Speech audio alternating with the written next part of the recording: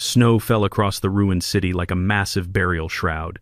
No civilians, no lights, only frozen breath inside masks and static-filled radios. 381 SEALs trapped in a dead city, every exit sealed tight. Enemy sniper fire came from locations that didn't exist on any map. High above, in an abandoned building, a woman lay motionless for 3 hours through a blizzard. When she squeezed the trigger, the entire battlefield held its breath.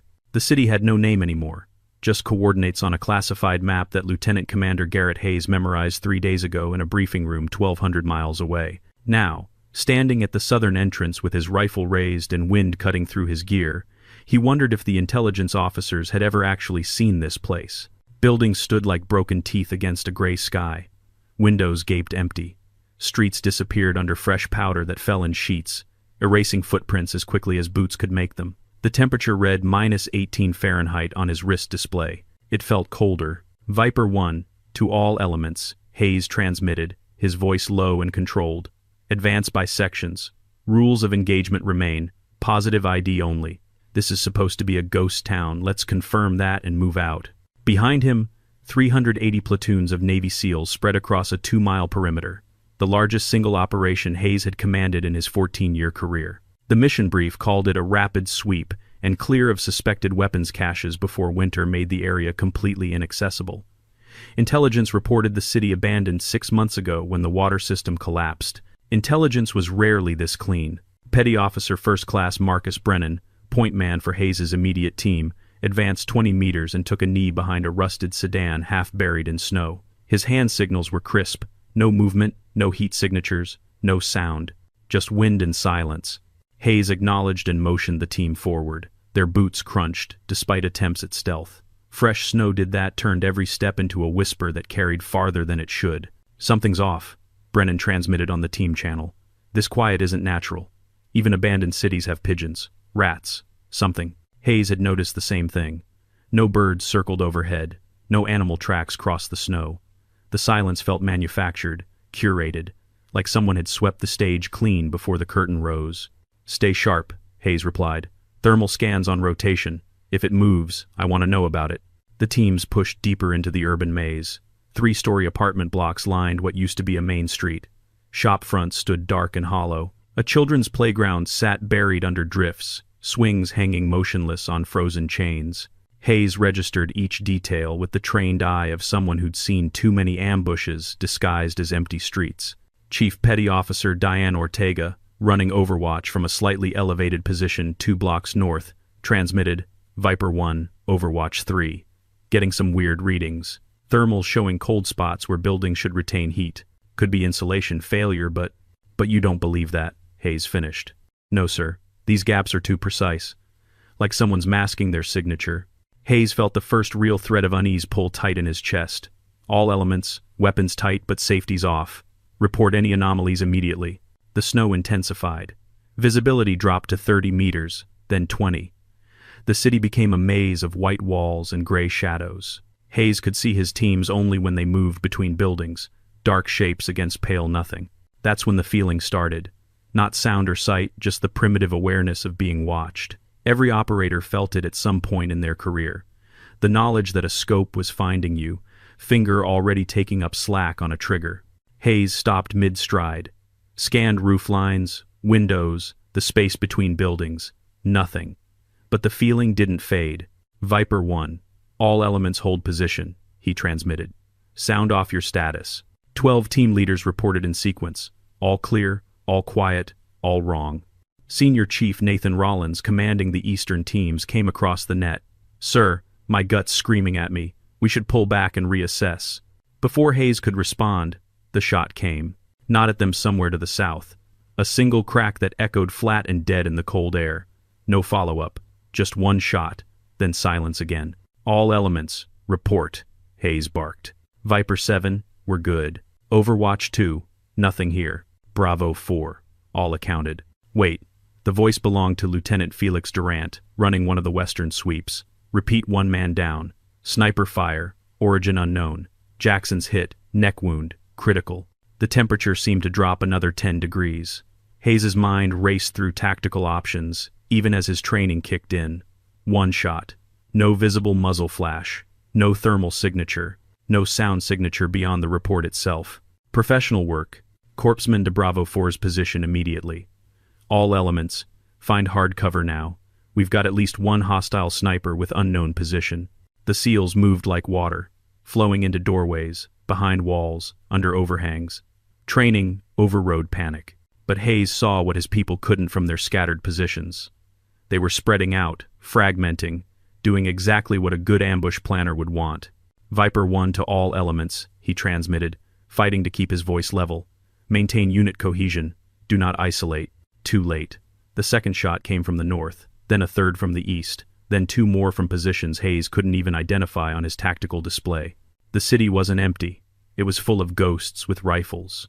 The next 17 minutes turned the dead city into a killing box. Shots came from everywhere and nowhere. Rooftops that thermal scans showed as cold suddenly bloomed with muzzle flash. Windows 3 stories up that appeared empty concealed shooters with clear lines of fire. Every intersection, every alley, every approach became a fatal funnel. Hayes pulled his team into a ground-floor commercial space that might have once been a pharmacy. Empty shelves, lined walls marked with water damage and peeling paint. Chief Ortega came through the rear entrance, her face tight with controlled fear. "Sir, we've got at least 15 separate firing positions, maybe more. They're coordinated, taking turns to prevent us from fixing their locations. Whoever's running this knows exactly what they're doing." Hayes pulled up his tactical display. Red markers indicated known enemy positions, but they kept shifting, multiplying. His 381 SEALs showed as blue dots scattered across the urban grid. The pattern made his stomach turn. They were separated into clusters of 10 to 20 operators, each group isolated from the others by overlapping fields of fire. "They let us walk right in," Brennan said, stacking against the wall by a blown-out window. "Waited until we were committed, then locked the doors." "Options?" Hayes demanded. Senior Chief Rollins, who'd fought his way to Hayes's position with his team, studied the display. "Every route we came in by is now covered. They've got the high ground, concealment, and they know the terrain. If we try to extract the way we came, they'll cut us apart in the open." "Air support?" Ortega shook her head. "2 drones already down. They've got anti-air capability we didn't expect. Manned aircraft can't operate in this weather anyway. Ceiling's too low. Visibility 0. Another shot cracked outside. Someone screamed. The radio erupted with urgent transmissions. "Taking fire from multiple positions. Need covering fire on the northeast corner. Sanchez is hit. Leg wound." Hayes cut through the chaos.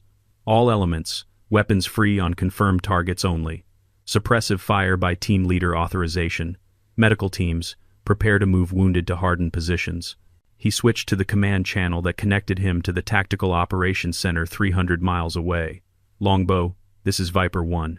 We are heavily engaged. Enemy force estimated 40+, with sniper overwatch and anti-air capability. Request immediate QRF and casualty evacuation assets." The response came through layers of static. "Viper 1, Longbow. Weather has grounded all rotary wing assets. Nearest ground QRF is 6 hours out. You're on your own until conditions improve." 6 hours. Hayes looked at his tactical display again. In 6 hours, half his force could be dead. "Understood, Longbow. Viper 1 out." He turned to his senior leaders. "We consolidate. I want every isolated team to move to the nearest hardened structure. Wounded and support personnel to the center. Establish a defensive perimeter and prepare to hold until extraction." Durant's voice cut across the radio. "Viper 1, Bravo 4. We can't move. Every approach is zeroed. We're pinned." "Viper 1, Charlie 2, another voice added. "Same situation. They've got us boxed." The word hung in the cold air like a death sentence. Boxed. Locked in place, unable to maneuver, bleeding out slowly, while an invisible enemy picked them apart. Hayes made the hardest decision of his career. All elements, go to ground. Find the best defensible position within your immediate area. Minimize exposure. Conserve ammunition. We wait for the weather to break. No one questioned the order, but Hayes could hear what they didn't say. The storm wasn't forecast to clear for 18 hours. The temperature was still dropping, and somewhere in this dead city, enemy snipers were methodically identifying targets. Outside, snow continued to fall. It covered the blood already staining the streets, turned the battlefield into a blank white canvas where death moved unseen. Ortega moved next to Hayes, her voice quiet enough that only he could hear.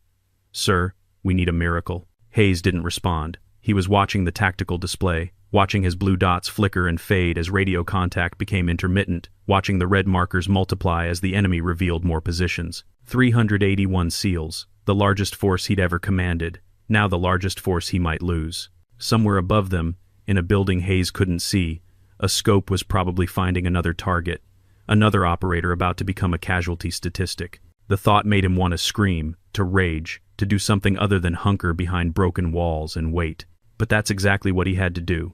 Wait, survive, and hope that someone, somewhere, had a better plan than he did. The radio crackled with another casualty report. Hayes closed his eyes and counted his people. 379 now, still counting down. The confirmation came through at 1,647 hours, transmitted from the TOC, after 3 different intelligence analysts verified the count. Lieutenant Commander Hayes read the message twice, then a third time, as if repetition might change the numbers. Flash traffic. Total friendly forces in AO.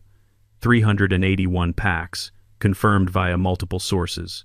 No additional elements in theater. 381. Every SEAL who'd walked into this city was still here, still breathing. For now. But the message that followed made Hayes' blood run cold. Drone recon assets. 4 deployed, 4 destroyed. Manned ISR. Unavailable due WX. Alternative surveillance. None available. Estimate time to WX improvement.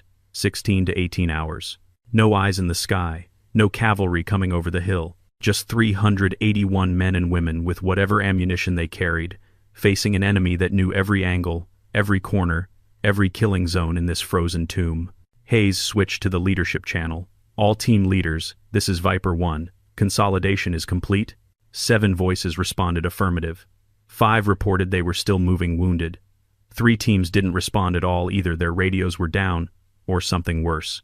Senior Chief Rollins pulled up next to Hayes in their makeshift command post, a reinforced basement that might have been a restaurant kitchen. Ductwork hung from the ceiling like metal entrails. Frost covered every surface. 22 operators crowded into the space, weapons oriented toward the 3 entry points. Temperatures dropping fast, Rollins said, checking his wrist display. -23 and falling. We've got casualties going hypothermic. Some of the wounded won't make it through the night without medical evacuation. Hayes knew. He could hear it in the labored breathing of Petty Officer Jackson, the neck wound victim from the first shot.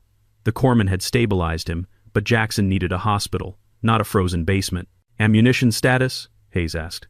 We're good for now. Most teams reported 70 to 80% remaining, but if this turns into a sustained firefight, Rollins didn't finish the sentence. Chief Ortega approached with a tablet displaying composite thermal imagery from before the drones went down. I've been analyzing the shooting patterns. Best estimate is, we're facing 50 to 60 enemy snipers, working in coordinated pairs. They're rotating positions to prevent counter-sniper targeting. Whoever's running this operation is military trained and highly experienced. Any weak points in their coverage? Ortega highlighted several areas on the map.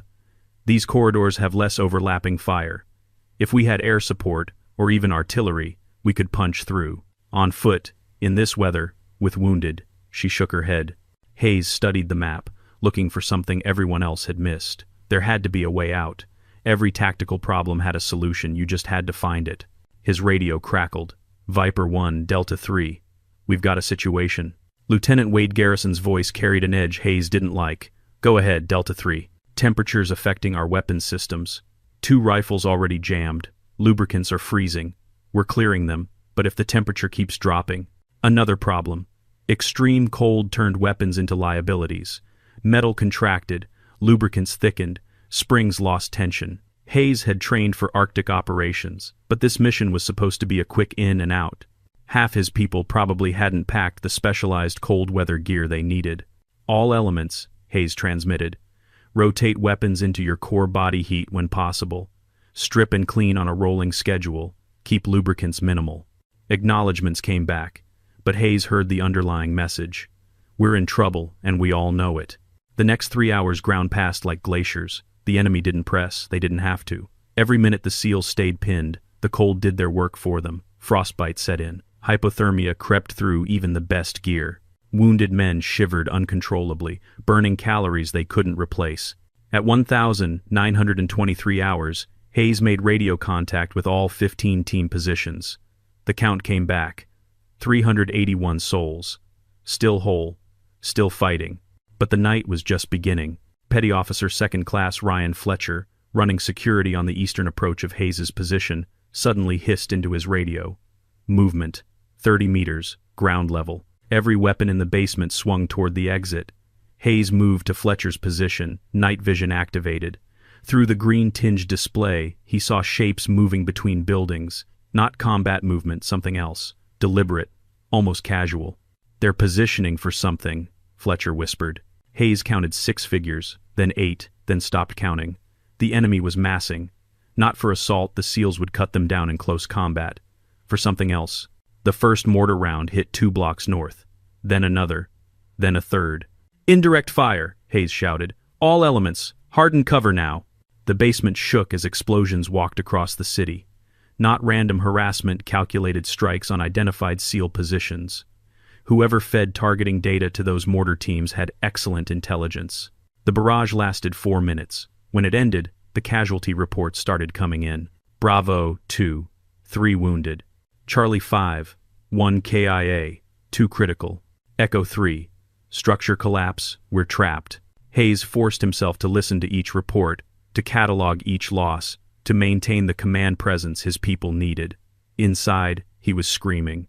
The final count, 376, still operational. 5 dead or dying. The numbers kept dropping. Rollins looked at Hayes with an expression that said everything words couldn't. They were losing. Slowly. Inevitably. The tactical math was simple and brutal. Stay here and die from cold and attrition, or try to break out and die in the kill zones. Hayes activated his command channel to the TOC. Longbow, Viper 1. We are taking casualties. Weather status? Static. Then, Viper 1. No change. Storm system stalled. Earliest possible extraction remains 16 hours out. 16 hours. Some of his wounded wouldn't survive 16 minutes. Hayes looked at his tactical display one more time. 376 blue dots, scattered across a white hell, waiting for a miracle that tactical doctrine said wouldn't come. Then, without thinking about it, without even meaning to, Hayes transmitted in the clear. We're boxed in. No code. No encryption. Just the raw truth. Somewhere in the city, someone was listening. Someone had to be. She'd been in position for 11 hours before the first SEAL entered the city. Call sign. Reaper 6. No real name on any operation she'd worked in 4 years. Just the call sign and a service record so classified that fewer than 20 people in the Department of Defense knew she existed. The building was a 7-story apartment block on the northeastern edge of the city, structurally unsound and officially condemned, which made it perfect. No one looked at ruins when there were intact structures available. She'd infiltrated 3 days earlier, during a brief window when satellite coverage had a predictable gap, climbed to the 6th floor, and established her hide in what used to be a corner apartment with views across 80% of the urban terrain. Then she'd settled in to wait. Waiting was most of the job. Anyone could pull a trigger. Reaper 6 got paid to outthink the enemy, to see 8 moves ahead like a chess grandmaster, to know which single shot would cascade into tactical victory. The space around her was stripped to essentials. Sleeping mat, water, nutrient bars, waste management system, a rifle that cost more than most cars and was built specifically for her hands, her eye, her breathing pattern, and a tablet displaying real-time intelligence feeds from sources she didn't question. When the SEAL element began their approach, Reaper 6 tracked them through a spotting scope. She counted teams, identified leaders, noted their tactical spacing, professional work. They moved like water fluid, adaptable, dangerous. They'd be dead in 30 minutes if someone didn't intervene. She'd read the intelligence brief on the enemy force, Chechen veterans, Syrian battle-hardened, Afghan survivors, 62 shooters organized into a network that had been preparing this ambush for 3 months. They'd selected this city specifically because its layout created perfect interlocking fields of fire. They'd mapped every angle, every approach, every position where defending forces would instinctively seek cover. The SEALs were walking into a masterpiece of tactical planning, and they had no idea. Reaper 6 keyed her encrypted radio. Overwatch to Task Force Command. Target element has entered the kill box. Recommend immediate abort. The response came from a voice she'd never met in person. Negative. Overwatch. Operation continues as planned. Maintain observation only. Confirm. Observation only. No interdiction authority? Confirmed. You are not cleared to engage unless directly threatened. Reaper 6 had been expecting that answer. The mission parameters were clear when she'd accepted the assignment. Intelligence gathering only. Document enemy tactics. Identify key leadership. Do not compromise operational security by revealing presence. Watch 381 Americans die to preserve a political strategy she wasn't cleared to understand. She adjusted her scope and settled in to do her job. Observation. Nothing more. The first shot came at 1,604 hours. She watched through her scope as the SEAL went down, saw the chaos ripple through the American formation, tracked the enemy sniper team as they shifted position exactly as their doctrine prescribed. Professional work. On both sides. She logged the enemy position, the timing, the target selection, data for the after-action report that someone in a conference room would read and nod over and file away. The second shot. The third. The city transformed into a tactical nightmare. Reaper 6 cataloged each enemy position as it revealed itself. 62 shooters, exactly as intelligence predicted. They were executing the ambush flawlessly. The SEALs were dying flawlessly too. At 1,647, her radio crackled. Overwatch. Command. Situation assessment. Reaper 6 kept her voice flat, professional. Enemy force engaging as predicted. Friendly element taking casualties and fragmenting. Estimate timeline to critical mass failure. 4 to 6 hours. Understood. Continue observation. Confirm. No authorization to intervene? A pause. Then, Reaper 6, you know your orders. This is bigger than one operation. She did know. The enemy force here was connected to a larger network. If they suspected coalition forces had advanced intelligence, they'd scatter. Future operations would be compromised. The strategic calculus was simple. Sacrifice this tactical loss to enable strategic gains. 381 lives balanced against intelligence assessments and operational objectives written by people who'd never held a rifle in combat. Reaper 6 zoomed her scope to track Lieutenant Commander Hayes as he moved between positions. She could see the tactical situation from his perspective boxed in, no good options, time running out. He was making the right calls, they just weren't enough. She logged more data. Enemy team rotations, communication patterns, leadership positions, all the intelligence that would help the next mission succeed where this one failed. Below, another SEAL took a round. Reaper 6 entered the information into her report log. Dispassionate, clinical, professional. This was the job. This was always the job. Except something was wrong. Not with the intelligence or the enemy tactics, with her. Reaper 6 had observed 17 operations over 4 years. She'd watched firefights, ambushes, retreats, and routes. She'd cataloged hundreds of casualties without flinching because that was the mission. But this felt different. Maybe it was the scale 381 versus 62.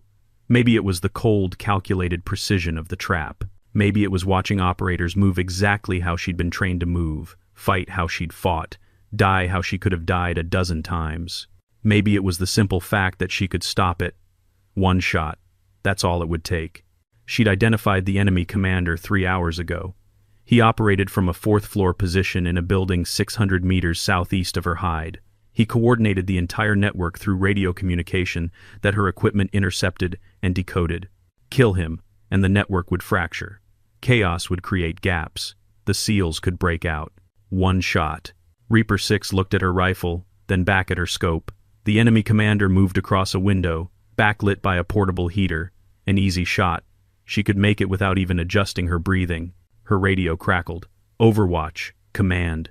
Status update. She took a breath. Situation deteriorating. Friendly casualties mounting. Enemy maintaining tactical advantage. Understood. Maintain observation posture. Reaper 6 didn't respond. She was watching Hayes again, watching him try to save his people with insufficient information and no good options, watching a good officer do everything right and still lose. The numbers started running through her head. Not tactical calculations, moral ones. 381 American lives versus her career, versus the strategic operation, versus orders she'd never questioned in 4 years. When did math stop being math and become murder? She closed her eyes, opened them. The enemy commander was still there, still visible, still coordinating the systematic destruction of the SEAL element. One shot. Command would crucify her, court-martial at minimum. possible criminal charges for disobeying direct orders during combat operations. Everything she'd built, every sacrifice she'd made, gone. Or 381 funerals. 381 families getting flag-draped coffins and folded flags and condolences that rang hollow. Reaper 6 reached for her rifle, then stopped. Not yet. Not until there was absolutely no other option. She'd give command one more chance to make the right call. One more opportunity to authorize what anyone with a conscience already knew needed to happen. She keyed her radio. Overwatch to command. Request weapons-free authorization. I have solution on enemy leadership element. The response came immediately. Negative, Overwatch. Maintain observation only. Do not compromise mission parameters. There it was. The moment of decision. Reaper 6 looked at her rifle again, then at the scope, then at the calculator on her tablet showing wind, temperature, barometric pressure, every variable that affected a bullet's flight path. One shot. She made her choice. The wind picked up as night approached, driving snow sideways across Reaper 6's field of view. Visibility dropped to 400 meters, then 300. The enemy commander disappeared from her scope, hidden behind walls of white. Good. That gave her time to think. Time to wrestle with a decision that couldn't be unmade. She'd been raised in a military family. Father was Army, 2 uncles, Navy, 1 aunt Air Force. She'd learned the chain of command before she learned algebra. Orders weren't suggestions, they were sacred. The entire military structure collapsed if people made individual moral choices instead of following directives. That's what they taught in training, what every instructor emphasized, what separated professional soldiers from armed mobs. But they'd also taught her something else. The laws of armed conflict, the moral obligation to prevent war crimes, the duty to protect civilians and, by extension, friendly forces when possible. No order could compel her to stand by and watch preventable mass casualties. Except this wasn't that simple. The order she'd received wasn't asking her to commit a war crime. It was asking her to prioritize strategic intelligence over tactical victory, a calculus military planners made every day.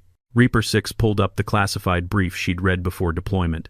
The enemy network operating in this region was connected to a larger apparatus that intelligence analysts had been tracking for 2 years. If the network suspected coalition intelligence had penetrated their operations, they'd change protocols. Future operations would fail. The bigger picture demanded sacrifice. She understood the logic, disagreed with the conclusion. Her radio remained silent. Below, the SEALs hunkered in their positions as night fell and temperature plummeted. She could see them on thermal imaging clusters of heat signatures surrounded by cold white nothing. Some of the signatures were fading. Hypothermia, untreated wounds. Time was killing them even without bullets. At 2,134 hours, she identified the enemy commander again. The storm had abated slightly, creating a brief window of clarity. He moved between 2 buildings, accompanied by 3 others. She tracked them through her scope, calculated range, and windage adjustments automatically. 718 meters. Wind gusting northeast at 12 knots. Temperature -26. Barometric pressure dropping. Her finger rested on the trigger guard. Not on the trigger itself, that would have been commitment. She was still thinking, still weighing. The enemy commander stopped, raised binoculars, looked directly at a SEAL position 3 blocks south, gestured. 2 of his subordinates moved off, presumably to coordinate targeting. In 30 seconds, more Americans would die. Reaper 6's breathing slowed. Finger moved from guard to trigger, took up the slack with unconscious precision born from 10,000 training repetitions. Her radio crackled. Overwatch, command. Be advised. Satellite coverage restored. We have visual on your position. Confirm your status. They were watching her. Someone at a console 3,000 miles away, drinking coffee and monitoring her thermal signature, making sure she stayed in her lane. Overwatch confirms. Observation posture maintained. Good copy. Weather forecast shows potential clearing in 14 hours. Extraction assets will deploy at first opportunity. 14 hours, half her earlier estimate, but still, an eternity for the people below. She'd counted 17 heat signatures going dark in the last 3 hours. 17 lives extinguished while she watched through a scope. The enemy commander lowered his binoculars, spoke into a radio. Across the city, muzzle flashes erupted. Reaper 6's finger tightened on the trigger. 1 pound of pressure. That's all it would take. 1 pound between following orders and saving lives. She released the pressure. Not yet, but the calculation was changing. Every minute she waited, the moral equation shifted. At what point did following orders become complicity in mass murder? Where was the line between professional discipline and human responsibility? The military didn't train people to answer questions like that. They trained people to follow orders and trust that someone higher up had made the right call. But Reaper 6 had been in enough classified briefings to know the truth. The people giving orders were just as fallible, just as capable of catastrophic error as anyone else. They had more information, but information didn't equal wisdom. She zoomed her scope to watch the SEALs' positions, saw operators dragging wounded to better cover, saw corpsmen working frantically despite knowing they lacked the equipment to save everyone, saw a species of quiet courage that made her throat tight. These were her people.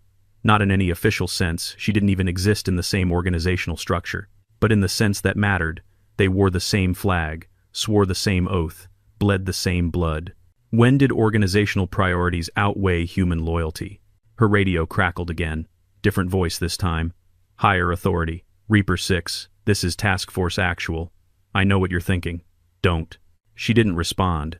The decision's already been made. Intelligence value of maintaining cover outweighs tactical benefit of intervention. You fire that rifle, you compromise months of development work. You don't get to second-guess strategic priorities. Reaper 6 found her voice. How many is acceptable, sir? What's the number? How many have to die before strategic priorities shift? Silence.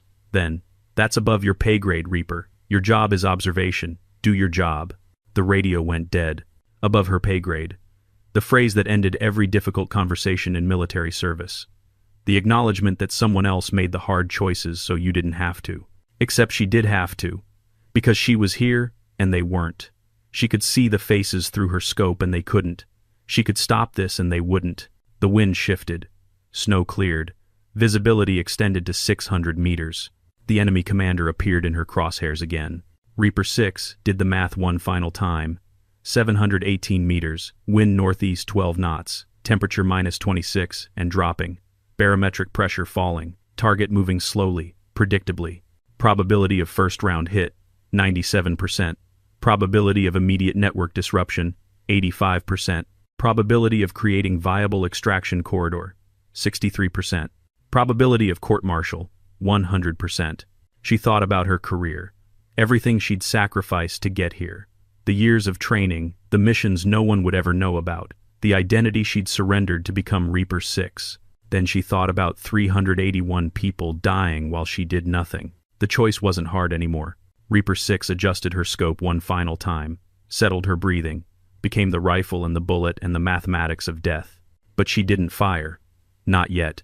Because first, she needed to see the window the moment when one shot would cascade into tactical victory instead of just one more statistic. She needed to wait 3 more hours, through a blizzard, through wind that would test every limit of her endurance. She needed to become the ghost she'd always claimed to be. The storm arrived at 2,247 hours with the force of a physical blow. Wind that had been gusting became constant, a wall of frozen air that turned the city into a white void. Visibility collapsed to 0, temperature dropped to -31. Reaper 6 pulled deeper into her hide, wrapping herself in a thermal blanket that would contain her body heat but couldn't generate warmth. The building had no power, no heat, no protection except the walls that blocked the wind. Frost formed on every surface. Her breath created small clouds that dissipated immediately in the freezing air. This was the cost of the shot she planned to take. 3 hours of exposure. 3 hours of pushing her body to the absolute edge of survival. 3 hours alone in a frozen building while a battle raged below. She checked her equipment with numb fingers. Rifle secure, scope protected. Ammunition at body temperature to prevent condensation. Water bottle wrapped against freezing. Nutrient bars that would need to be thawed in her mouth before she could chew them. Everything ready except her. The human body wasn't designed for this. At -31, exposed skin froze in minutes. Fingers lost sensation, then mobility, then function. Hypothermia progressed in stages. Shivering, confusion, unconsciousness, death. Reaper 6 had trained for Arctic operations, knew the warning signs, understood her limits. She was about to exceed every one of them. The first hour was manageable, uncomfortable but controlled. She maintained light exercise, flexing muscles, rotating joints, keeping blood flowing to extremities. Her thermal blanket trapped enough heat to prevent immediate danger. Through breaks in the storm, She maintained observation. The SEALs below were suffering worse than her. They had wounded who couldn't move, couldn't generate body heat, were slowly freezing in whatever shelter they'd found. The enemy was suffering too, but they had prepared positions, heaters, rotation schedules. The tactical advantage was clear. The side that could endure cold longest would win by default. At 2,340, Reaper 6 identified a pattern in the enemy's movements. The commander coordinated sniper rotations every 40 minutes, cycling teams off the line to warm up before sending them back out. Smart leadership. It kept his people effective and prevented cold weather casualties. But it also created a vulnerability. For approximately 90 seconds during each rotation, the coordination fell to subordinate leaders. Communication lagged, decision-making slowed. That was her window. Not just any moment, the specific 90 seconds when killing the commander would create maximum disruption. She calculated timing. The next rotation would occur at 0020 hours, the one after that at 0100, the third at 0140. The third window would give her the best shooting conditions. The storm was forecast to abate slightly around 0130, creating brief visibility. Wind would drop to 8 knots. Temperature would bottom out no colder, but no warmer either. 0140 hours, 3 hours from now. Reaper 6 settled in to wait. The second hour tested her in ways training hadn't prepared her for. Shivering became violent, uncontrolled. Her body was burning calories, desperately trying to maintain core temperature. She ate nutrient bars that tasted like frozen cardboard, drank water that had turned slushy despite insulation. Her fingers started going numb despite constant movement. She recognized early-stage frostbite white patches on her fingertips, loss of sensation. Not severe yet, but progressing. In another hour, she might lose fine motor control. The ability to take a precision shot. She pulled her hands inside her coat, trapped them against her core. 5 minutes of warming, then back out to maintain equipment. A constant rotation, preservation versus preparation. Through the storm, she heard gunfire. The SEALs were still fighting, still alive, still waiting for a miracle they didn't know was coming. If it came. If she could hold together long enough to take the shot. Doubt crept in with the cold. Maybe command was right. Maybe the strategic calculus justified the sacrifice. Maybe she was about to throw away her career, her identity, everything she'd built, for a shot that might not even work. Then she remembered the heat signatures going dark, the operators dying while she watched. The simple math that no strategic priority could erase. 381 lives. The doubt faded. Not completely, it never did, but enough. The third hour became a battle against her own biology. Shivering had stopped, which wasn't good. It meant her body was conserving energy, shutting down non-essential functions. Her thoughts came slower, less clearly. Classic hypothermia progression. She fought it with every technique she knew.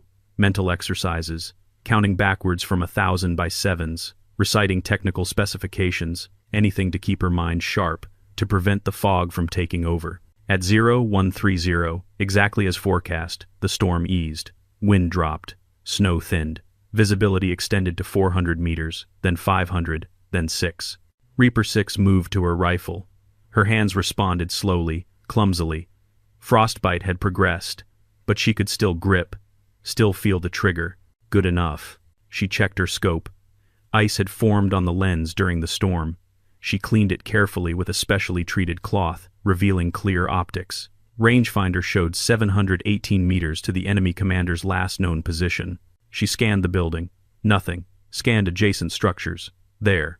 The enemy commander stood at a window, radio in hand, coordinating the next sniper rotation. Right on schedule. Reaper 6 checked her chronometer. 0138 hours. 2 minutes until the rotation window. She settled into position, checked her breathing shallow but steady, checked her pulse elevated but manageable, checked her hands numb but functional. The rifle felt like ice against her cheek. The scope showed frost at the edges, but the center was clear. The target was clear. 718 meters, wind 8 knots northeast, temperature -31, barometric pressure still falling. All the variables, all the calculations, all the mathematics that turned a human decision into a physical trajectory. Reaper 6 began her breathing cycle. 4 seconds in, 2 seconds hold, 6 seconds out, 2 seconds hold, repeat. With each breath, her heart rate dropped, her muscles relaxed, her mind cleared. She became the rifle, became the bullet, became the mathematics. At 139 to 45, the enemy commander turned sideways. Perfect angle, maximum target profile. Reaper 6's finger found the trigger, took up the slack with pressure so gradual it felt like gravity. 15 seconds. Her world narrowed to the crosshairs. The target, the moment. 10 seconds. Breath out. Hold. Heart between beats. 5 seconds.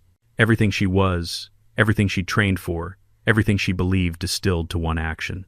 The rotation window opened. Reaper 6 fired. The rifle bucked against her shoulder with familiar recoil. The suppressor muted the report to a sound like ice cracking, loud enough to hear, quiet enough to blend with the storm's ambient noise. Reaper 6 didn't watch the bullet's flight. Couldn't. At 718 meters, the projectile would take approximately 1.4 seconds to reach the target. She knew this the way she knew her own heartbeat, automatic, instinctual. Instead, she focused on the follow-through, kept her sight picture stable, maintained her breathing pattern, prepared for target assessment. 1.4 seconds. The bullet traveled through air so cold it affected ballistic properties. Gravity pulled it down. Wind pushed it northeast. The Earth's rotation created a microscopic drift. Every variable accounted for in the calculations she'd done 10,000 times in training. 1.2 seconds. Through her scope, she saw the enemy commander still standing at the window, still holding his radio, still alive for this frozen moment. 1 second. The bullet crossed the distance between buildings, invisible in the storm, carrying with it the weight of her decision.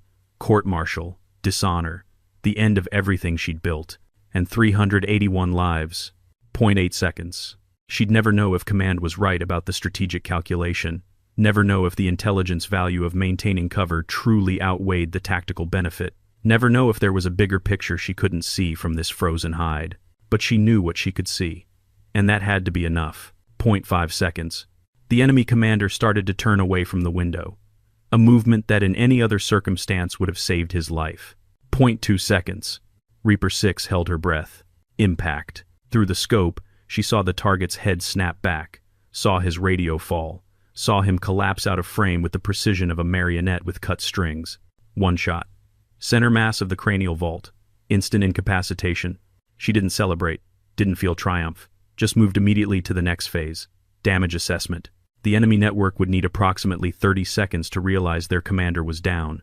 Another 60 seconds to verify the kill, then chaos. Reaper 6 began counting. At 28 seconds, she saw movement in the building where the commander had fallen. Someone entered the room, emerged quickly, began gesturing frantically. At 90 seconds, radio traffic erupted across the enemy frequencies she was monitoring. Panic, confusion, demands for information. The careful coordination that had pinned 381 SEALs was fracturing in real time. At 2 minutes, the enemy sniper teams began repositioning, not tactically reactively. They were pulling back to defensive positions, abandoning the coordinated network that had made them lethal. The mathematics worked, one shot cascading into systemic failure. Reaper 6 keyed her radio, knowing every word would be recorded, knowing it would be used against her at the court-martial she'd just guaranteed. Overwatch to Viper 1. Enemy network disrupted. Extraction corridor opening northwest sector. Coordinates follow. She transmitted the data, watching through her scope as the pattern shifted. The enemy was consolidating, grouping into defensive clusters. Standard response when leadership was decapitated, exactly as she'd predicted, and exactly what the SEALs needed. Lieutenant Commander Hayes's voice came across the radio, confused but controlled. Overwatch. Viper 1. Confirm your position and authority. No time, Viper 1. Northwest corridor will be clear for approximately 15 minutes. Recommend immediate exploitation. A pause. She could imagine Hayes weighing options, calculating risks, trying to understand who was feeding him intelligence and why.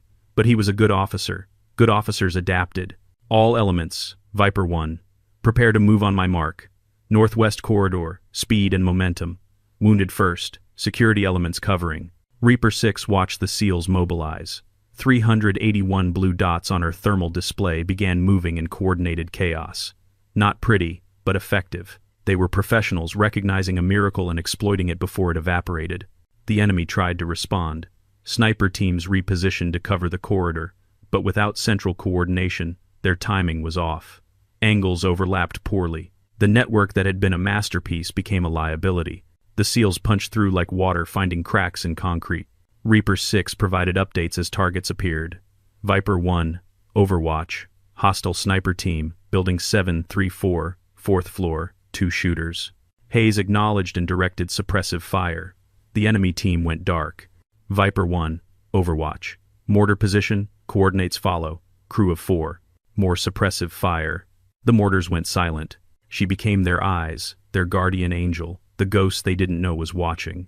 For 12 minutes, she fed them information that turned a tactical nightmare into a fighting retreat. Then her radio crackled with a different voice. Reaper 6, stand down immediately. You are in violation of direct orders. Cease all unauthorized communications. She ignored it, kept transmitting to Hayes. Viper 1, Overwatch. You're clear to grid 379er. Air assets inbound, ETA 7 minutes. Understood, Overwatch. We owe you a drink when this is over. Reaper 6 allowed herself a small smile. Put it on my tab, Viper 1. Overwatch out. She gathered her equipment with numb fingers. The hide had served its purpose. Time to disappear before someone tried to identify her position. Before command sent a team to arrest her. Before the consequences caught up with the choice she'd made. Through her scope, she took one last look at the battle. The SEALs were moving, consolidating, dragging their wounded toward extraction. The enemy was in disarray. The mathematics had worked. 381 lives. The equation balanced. Reaper 6 slung her rifle and moved to the exit. Her hands barely functioned. Frostbite had progressed to the point where she'd probably lose some fingertips. But she could walk, could navigate, could vanish into the storm the way she'd been trained. Behind her, the city continued its transformation from killing box to battlefield to abandoned ruin. Ahead of her, questions waited. Courts-martial, inquiries, possibly a cell. She didn't care. Not right now. Right now, she'd done what no one else could do, made the choice no one else would make. The wind picked up again. Snow began falling harder. By the time anyone thought to look for her position, the storm would have erased every trace. Reaper 6 descended into the frozen city and became a ghost again. The corridor opened exactly as Overwatch had promised. Lieutenant Commander Hayes led the first element through with weapons raised and hearts pounding, expecting the ambush to resume at any second. It didn't. The streets that had been death traps transformed into viable routes. Buildings that had concealed snipers stood empty. The enemy network had collapsed into defensive clusters that were predictable, containable, avoidable. Someone had broken the machine. All elements, maintain momentum, Hayes transmitted. Wounded and support to the center. Security teams on rotation. We keep moving until we're clear. 381 Americans moved as one organism. The training that had kept them alive in the kill box now drove them forward with coordinated precision. Corpsmen carried stretchers. Riflemen provided security. Leaders maintained cohesion. The snow beneath their boots turned pink, then red. Blood from the wounded who'd been hit hours ago. Blood from operators whose injuries were finally getting proper attention. Blood marking their trail like breadcrumbs through the frozen city. Senior Chief Rollins ran security on the left flank, his rifle tracking windows and rooflines with mechanical efficiency. Viper 1, who the hell is Overwatch? That's not any call sign I've ever heard. Hayes had been wondering the same thing. The voice had been female, professional, and utterly calm, like she dealt with trapped SEAL teams every Tuesday. Unknown, Senior Chief, but whoever she is, she just saved our lives. Intel didn't mention friendly forces in the area. Intel didn't mention a lot of things. Hayes checked his tactical display. The extraction point was 2 clicks north. Air assets were inbound. He could hear rotors in the distance now, the most beautiful sound in the world. Chief Ortega came across the radio. Viper 1, we've got enemy movement. Southeast corner, approximately 30 personnel. They're repositioning but not engaging. Let them go. We're not here to fight, we're here to survive. The SEALs pushed through the corridor, past buildings they'd been pinned in hours ago, past streets that had been laced with crossfire. The enemy let them pass. Without their commander, without coordination, the 62 shooters who'd created the perfect ambush couldn't decide whether to fight or flee. They chose both, which meant they accomplished neither. At 0157 hours, the lead element reached the extraction point, a snow-covered field that had once been a soccer stadium. Hayes deployed security teams in a hasty perimeter, while corpsmen triaged casualties under the watchful eye of operators who'd been fighting for 6 hours straight. Head count, Hayes ordered. Team leaders sounded off. The numbers came back in a litany that made Hayes's throat tight. 374, 7 Kia they'd had to leave behind, 4 wounded who might not survive the flight to the field hospital, but 374 still breathing, still fighting, still alive because someone had taken one shot and changed the mathematics of the entire battle. The helicopters appeared through the storm like massive insects, rotors churning snow into white tornadoes. They landed with precision born from hundreds of combat insertions, crews moving efficiently to load the wounded. Hayes supervised the evacuation with part of his mind, while the other part replayed the last 6 hours, trying to find the moment where it could have gone differently, trying to understand how they'd walked into a trap so perfect, and how one voice on a radio had shown them the way out. Rollins approached, his face showing the kind of exhaustion that went beyond physical. "Sir, I've been monitoring enemy frequencies. They're in complete disarray. Still trying to confirm what happened to their commander." "What did happen?" "Best guess? Sniper. Single shot. Whoever Overwatch is, she took him out and the whole network collapsed." Hayes looked at the helicopters loading his people, at the corpsmen working frantically on the critically wounded, at operators who'd been certain they were going to die in this frozen city. One shot. "Senior Chief, when we get back, I want a full investigation. Someone saved us. I want to know who and why." "Yes, sir, though based on the way command's been silent since we started moving, I'm guessing they're asking the same questions." The last helicopter loaded. Hayes took one final look at the city that had almost become their tomb. Smoke rose from several buildings. Blood marked the snow. 7 Americans lay dead in basements and alleyways, to be recovered later by teams with body bags and next-of-kin notifications. But 374 were going home. Hayes keyed his radio to the frequency Overwatch had used. "Overwatch, Viper 1. If you're still listening, thank you. We'll find you. And when we do, that drink's gonna be on me." No response, just static and wind. Hayes climbed aboard the final helicopter. As it lifted off, he watched the city disappear into white nothing. Somewhere down there, a woman with a rifle was vanishing like smoke, a ghost who'd saved an army. The blood door she'd opened closed behind them, sealed by snow and silence. The field hospital was organized chaos. Doctors moved between gurneys with controlled urgency. Nurses called out vitals. Corpsmen held IV bags while surgeons worked. Lieutenant Commander Hayes stood in the corner of the trauma bay, watching his people get the care they'd needed for 6 hours. Some would recover quickly. Others faced months of rehabilitation. 4 remained critical touch and go for the next 72 hours. But they were alive. Against all tactical probability, against every mathematical model, 374 SEALs had walked out of that frozen hell. Hayes's executive officer, Lieutenant Felix Durant, approached with a tablet. "Sir, final count is verified. 374 present and accounted for. 7 Kia recovery teams are being dispatched now. We're also getting casualty reports from the enemy force. 43 confirmed dead, 19 wounded, the rest scattered. Locals are reporting abandoned equipment and supplies. Whatever network they'd built, it's gone." Hayes processed the numbers. 62 enemy combatants had pinned 381 of America's best-trained operators for 6 hours. Then one shot had reversed the entire tactical situation. The asymmetry was stunning. "What about Overwatch? Any identification?" Durant shook his head. "Nothing official. But I've been asking around. Some of the communication specialists caught part of her transmissions. Voice print analysis is running now, but early results aren't matching any active SEAL support elements." "What are they matching?" "That's the interesting part, sir. The encryption protocols she used are about 3 levels above our clearance.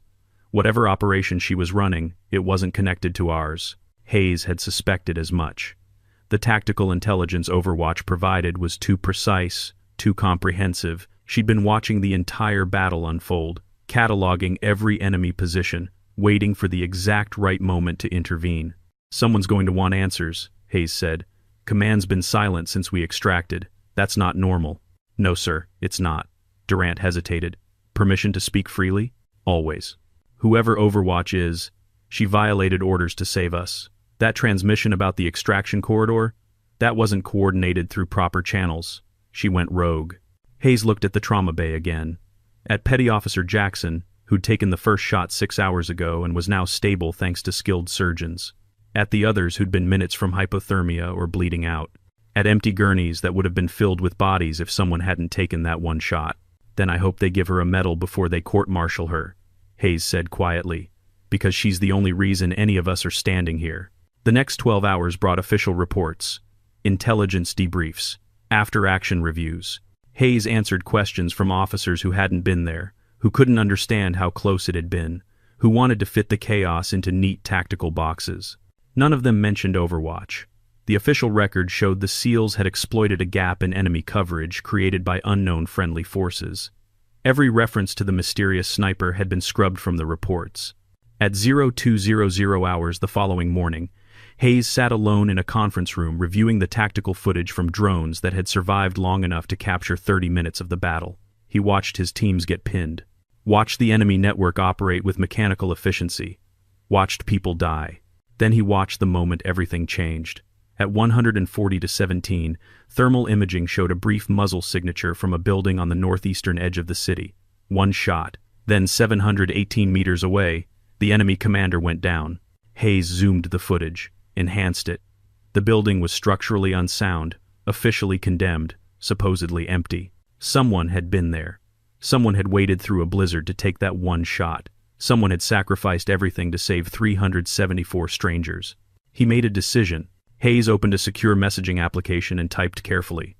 The message would go to every SEAL in the community, thousands of operators across every team, every unit, every deployment. Subject: City unknown, Operation unmarked. On 27 December, 381 SEALs entered a tactical situation that should have resulted in catastrophic casualties. We were boxed in, outmaneuvered, and running out of time. An operator using the call sign Overwatch, acting without authorization, took one shot that saved our lives. We don't know her name. We don't know her unit, but we owe her everything. If you have information about Overwatch, if you know who she is or where she is, pass it along. Not to command, to me. Because when they come for her, and they will, she's going to need people who remember what she did. 374 of us walked out of that city. 7 didn't. But it would have been 381 if someone hadn't decided orders were worth breaking when lives were worth saving. Remember that. Remember her. V.R. LCDR Garrett Hayes. He sent the message knowing it would cause problems, knowing command would view it as insubordination, not caring. Some debts couldn't be repaid, but they could be acknowledged. Reaper 6 reached the extraction point at 0447 hours, 14 hours after taking the shot that had ended her career. The point was a gas station 60 miles from the city, abandoned years ago, now serving as a dead drop for equipment and supplies. She'd walked most of the way, stolen a motorcycle for 20 miles when the cold became life-threatening, abandoned it when the fuel ran dry, walked again. Her fingers were black with frostbite. 3 toes on her left foot had gone numb. She'd lost sensation in her nose and cheeks, but she'd made it. The gas station's underground storage tank had been converted into a cache. She opened it with a key that had been sewn into the lining of her jacket, revealing a space containing civilian clothes, documents, cash, and a satellite phone. The phone had one message: return to base immediately for disciplinary action. Reaper 6 deleted it, dressed in civilian clothes, buried her gear in the cache, the rifle that had saved 374 lives, the scope that had seen too much, the equipment that defined her identity. Then, she walked to the highway and began hitchhiking south. The driver who picked her up was a trucker hauling produce to markets 300 miles away. He took one look at her frostbitten hands and didn't ask questions, just turned up the heat and shared his coffee. "You look like you've had a rough week," he said. "Something like that. Where you headed?" Reaper 6 didn't have an answer. Not anymore. The life she'd known, the mission, the identity, the purpose was gone. Court-martial would come eventually. Dishonorable discharge. Possibly prison time for disobeying orders during combat operations. But 374 people were alive. The math worked. "Anywhere but here," she finally said. The trucker nodded like he understood. "Fair enough. I'm going as far as the state line. You're welcome to ride along." She accepted. Watched the frozen landscape roll past. Thought about the shot, the decision, the cost. Wondered if command had been right about the strategic calculation. Wondered if she'd destroyed something more important than she understood. Decided she'd never know. And that was okay. Her satellite phone buzzed. Not the official one. She'd buried a personal device she wasn't supposed to have. The message was from a contact she'd worked with on a classified operation 2 years ago. Just 4 words. "We heard what you did." Then another message. "You need help. We're here." And another. "They're looking for you. Go dark." Reaper 6 powered off the phone, removed the battery, dropped both pieces out the window at 50-mile intervals. She didn't need help. Didn't want it. The choice had been hers alone. The consequences would be too. But it was good to know someone understood. The trucker dropped her at a rest stop near the state line. She thanked him, disappeared into the facility's crowd of travelers, emerged 20 minutes later looking different. Haircut in the bathroom, change of clothes purchased from the gift shop, posture altered, gait modified. The transformation from Reaper 6 to someone nameless took less time than the shot that had ended her career. She bought a bus ticket heading west, paid cash, gave a false name that would hold up under casual scrutiny but not serious investigation, took a seat in the back where she could watch the exits. The bus pulled out at 1,320 hours, 17 hours since the shot, 16 hours until command would escalate from disciplinary action to active manhunt. Somewhere in a command center, analysts were reviewing footage, tracking communication intercepts, building a profile. They'd identify her eventually. The question was when. And what she'd do in the meantime? Reaper 6, though she was trying not to think of herself that way anymore, stared out the window at landscape transformed by snow into something unrecognizable. Like her life. Like her identity. Like the choice that couldn't be unmade. Her phone buzzed again. A different device, one she'd picked up at the rest stop. Burner. Untraceable. The message came from an unknown number. 381 souls say thank you. We don't forget. She stared at the message for a long time, then deleted it, removed the phone's battery, dropped the pieces in a trash can at the next stop. The legend was already forming. She could feel it. In the SEAL community, in the intelligence networks, in the spaces where operators talked about the mission that shouldn't have succeeded. They'd tell the story of the sniper who saved an army with one shot, who defied orders to do what was right, who disappeared like smoke. They'd never know her name, never know her face, never know anything except the call sign and the shot. Good. Legends didn't need names. They needed deeds, and she'd given them one worth remembering. Snow continued to fall on the city with no name. It covered the blood in the streets, the spent casings, the scars of a battle that official records would minimize and redact.